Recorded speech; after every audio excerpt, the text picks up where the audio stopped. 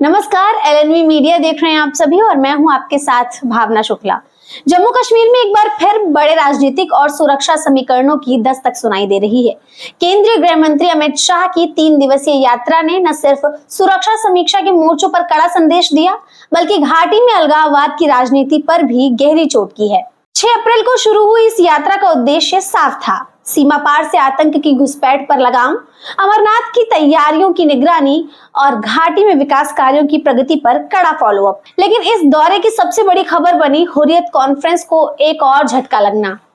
Kashmir freedom front समेत 3 प्रमुख संगठनों ने खुद को हुर्रियत से अलग करने का फैसला लिया है और भारतीय संविधान में आस्था जताई है। अब तक कुल 11 संगठन अलगाववादी एजेंडे को छोड़ चुके हैं। लेकिन सवाल यह है कि क्या घाटी की सियासत एक निर्णायक मोड़ पर है? 7 अप्रैल को अमित शाह ने कठुआ सेक्टर की अग्रिम चौकी विनय का दौरा किया, बॉर्डर की सुरक्षा तैयारियों का जायजा लिया और जवानों का हौसला बढ़ाया।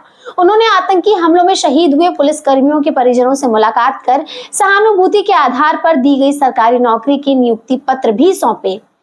इस बीच अमरनाथ यात्रा के शांतिपूर्ण संचालन को लेकर गृह मंत्री ने सुरक्षा एजेंसियों को स्पष्ट निर्देश दिए हैं और कहा कि चूक नहीं चलेगी। अमरनाथ यात्रा इस बार 3 जुलाई से 9 अगस्त तक प्रस्तावित है। 8 अप्रैल को श्रीनगर में हुई उच्च स्तरीय बैठकों में केंद्रीय गृह सचिव से लेकर सेना प्रमुख और जम्मू कश्मीर पुलिस के डीजी तक मौजूद रहे। सुरक्षा और विकास दोनों पर डबल एक्शन प्लान तैयार किया। तो क्या अमित शाह की यात्रा घाटी में एक नया राजनीतिक संतुलन स्थापित कर सकती है? क्या ये सिर्फ समीक्षा यात्रा थी या आने वाले वक्त की नई रणनीति की कोई बुनियाद? इसका जवाब आने वाले हफ्तों में मिलेगा, लेकिन इतना तय है कि जम्मू कश्मीर अब उसी पुराने ढर्रे पर नहीं चलने वाला है। जम्मू कश्मीर में अब राजनीति की दिशा बदल रही है और ये बदलाव महज मामूली नहीं बल्कि रणनीतिक भी है। अमित शाह की यात्रा के दौरान घाटी में एक बड़ा राजनीतिक भूचाल भी देखने को मिला। आपको बता दें कि 8 अप्रैल को खुद गृह मंत्री अमित शाह ने ऐलान किया कि Kashmir freedom front, Jammu Kashmir Muslim democratic league और Jammu Kashmir Islamic political party, इन 3 संगठनों ने हुर्रियत कॉन्फ्रेंस की विचारधारा से पूरी तरह से नाता तोड़ लिया है। शाह ने सोशल मीडिया पर भी लिखा कि ये भारत के संविधान में लोगों के बढ़ते विश्वास का प्रतीक है। अब तक कुल 11 संगठन अलगाववाद को त्याग चुके हैं। प्रधानमंत्री मोदी का एक भारत, शक्तिशाली भारत का सपना अब और भी मजबूत होता जा रहा है। इससे पहले 7 अप्रैल को कश्मीर फ्रीडम फ्रंट के प्रमुख बशीर अहमद अब्दारी ने भी अलगाववाद से सार्वजनिक रूप से किनारा कर लिया था। उनका बयान साफ था कि हम ना तो हुर्रियत कॉन्फ्रेंस से जुड़े हैं और ना जुड़ना चाहते हैं। हुर्रियत ने जनता के भरोसे को तोड़ा है। अंद्राबी ने चेतावनी दी और कहा कि अगर कोई उनकी पार्टी को अलगाववादी समूहों से जोड़ने की कोशिश करेगा तो वो कानूनी कार्यवाही से पीछे नहीं हटेंगे। ये घटनाएं सिर्फ राजनीतिक बयान नहीं है, ये घाटी में मानसिकता और बदलाव का संकेत है, जहां अब स्वशासन की बजाय संविधान में भरोसे की बात हो रही है। इससे पहले तहरीक-ए-इस्तिकामत के प्रमुख गुलाम नबी वार ने भी हुर्रियत से नाता तोड़ा था, ये कहकर कि संगठन अपनी विश्वसनीयता और जमीन दोनों खो चुका है। सवाल अब ये नहीं कि कितने और संगठन अलग होंगे, असली सवाल ये है कि क्या घाटी की राजनीति अब नई लकीर पर चल रही है।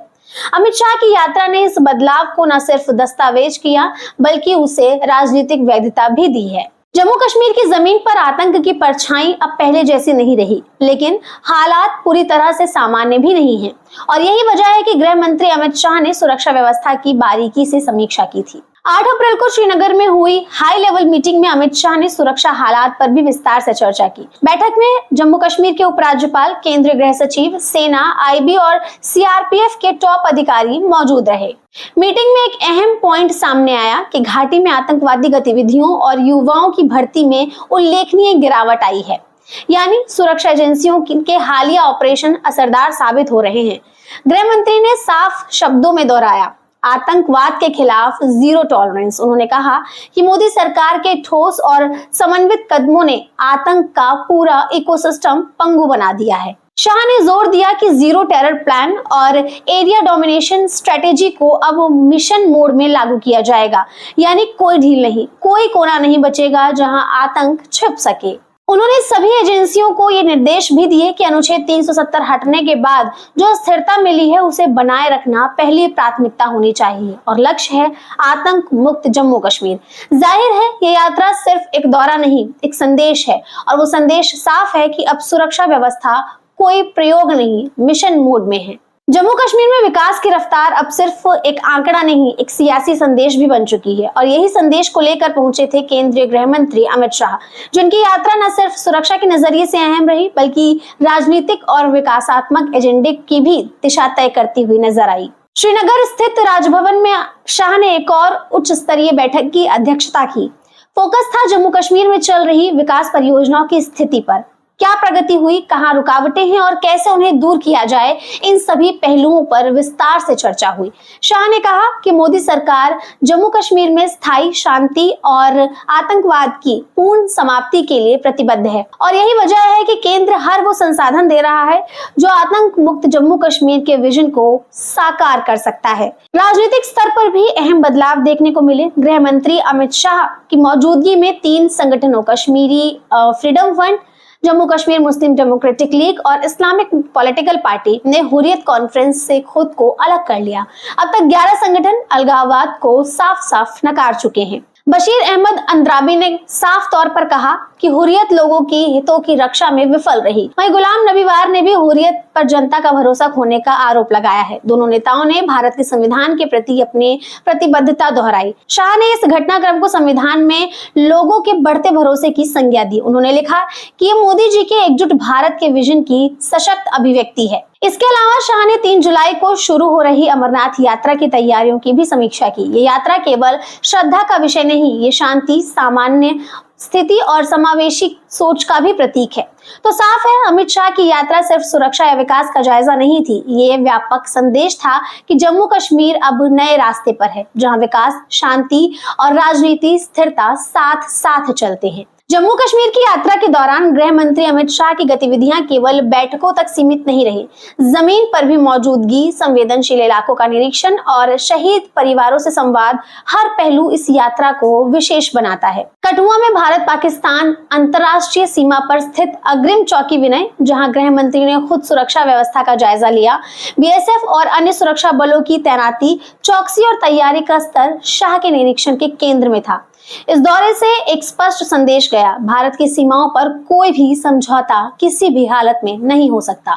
श्रीनगर की राजभवन में हुई उच्च स्तरीय बैठकों में जम्मू कश्मीर के उपराज्यपाल मनोज सिन्हा, गृह सचिव, खुफिया ब्यूरो निदेशक, सेना प्रमुख, उत्तरी कमान के जीओसी एनसी सहित कई शीर्ष अधिकारी मौजूद रहे। एजेंडा था विकास की रफ्तार और सुरक्षा की मजबूती। इसी यात्रा में भावुक पहलू भी था। शाह की मुलाकात उन परिवारों से जिन्होंने देश के लिए अपनों को खोया है। आतंकवाद से लड़ते हुए शहीद हुए पुलिसकर्मियों के परिजनों को उन्होंने सरकारी नौकरी के नियुक्ति पत्र सौंपे, एक संकेत कि उनका बलिदान सिर्फ याद नहीं, सम्मानित भी है। ये सिर्फ औपचारिकता नहीं, ये एक राजनीतिक नेतृत्व का मानवीय चेहरा है। यात्रा के दौरान जो दृश्य सामने आए वो एक तरफ सीमाओं पर चौकसी की तस्वीर पेश करते हैं, तो दूसरी तरफ जम्मू कश्मीर में बदलती राजनीति, हवा और शांति की संभावनाओं की भी पुष्टि करते हैं। 11 संगठनों द्वारा हुर्रियत से दूरी बनाना, केंद्र की जीरो टॉलरेंस नीति और मिशन मोड पर चल रहे शून्य आतंकवाद योजना जैसे प्रयास ये संकेत देते हैं कि जम्मू कश्मीर अब पुराने समय से बाहर आ चुका है, एक नए साए में है। शाह की यात्रा सिर्फ घटनाओं का सिलसिला नहीं, ये एक विजन की प्रगति है, एक ऐसा विजन जिसमें आतंक का स्थान अब विकास ने ले लिया है और जहां संवेदना, शक्ति और समन्वय तीनों स्थापित है। फिलहाल इस खबर पर आपकी क्या राय है, मुझे कमेंट करके जरूर बताइएगा। आज की इस वीडियो में फिलहाल इतना ही, लेकिन आप देखते रहिए LNV मीडिया।